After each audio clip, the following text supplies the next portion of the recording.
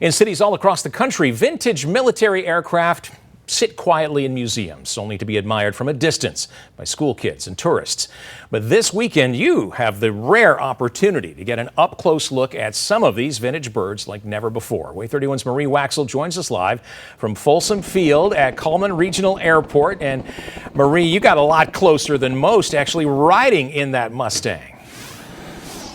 Yeah, I know. And you know what? The Huey wants a little attention right now. That's what you can hear. Give me a second. It's taken off.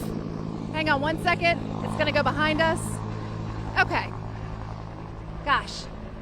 Those Army guys, they just want all the attention, don't they? Okay, that was the Huey. You can take a ride on that, by the way, this weekend here at the Cullman Veterans Day celebration. Got Huey hair is what they told me politely earlier today. But yes, what better way to celebrate the brave men and women of our military of yesterday and today than coming out here to Cullman Regional Airport and celebrating with them for their Veterans Day celebration. It all kicks off tomorrow. There's going to be some incredible planes on display, military weapons. You're going to hear from the Redstone Army Band.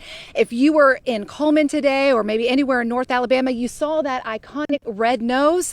Oh yeah, that was the P-51 Mustang. Here's a look at some video of it arriving here at Folsom Field earlier. Really incredible to see it connected to this incredible show that they do each and every year here. Now that P-51 Mustang, it's an 85-year-old fighter, and I was given the ride of a lifetime thanks to the Commemorative Air Force, who really is pulling out all the stops for the folks here in North Alabama this weekend. It was truly an incredible experience to be on this fighter that was the protector back in World War II. You know, it was a long-range fighter that could escort our bombers deep into the heart of Germany to help us win the war back in World War II. Really a life-changing, game-changing mission for these pilots and for the bombers who they escorted and protected. Again, Commemorative Air Force pilot Casey Roselle actually took me up for that experience. That's what you're looking at right now, some of that incredible video.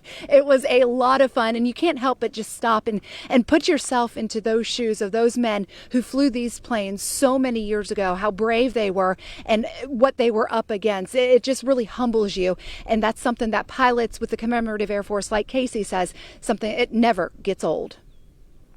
It's a thrill. You know, there's still plenty of veterans around. They're getting on up in years now, but 10 years ago it was much more common. They would come out and you could always tell which ones they were. They had the look in their eye, and they would start telling stories that their children who were in their 70s themselves would say, I've never heard him say that before. He's never told anybody. But when they start talking to somebody around the airplane, they start remembering things and feel comfortable with telling the stories that they've never told anybody probably since the war.